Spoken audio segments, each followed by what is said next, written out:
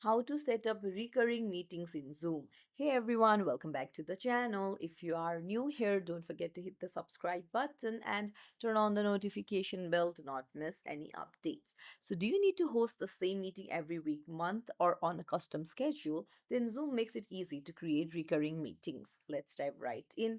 Open up your web browser, make sure that you're logged in into your Zoom account. Then you can see schedule option at the top.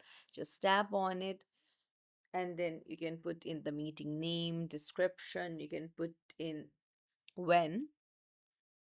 So I'll set the date, choose the duration of your choice, and then you can click on recurring meeting right here. So you can choose daily, weekly, monthly, or no fixed time. You can choose repeat every 1 day, 2 days, like the days of your choice.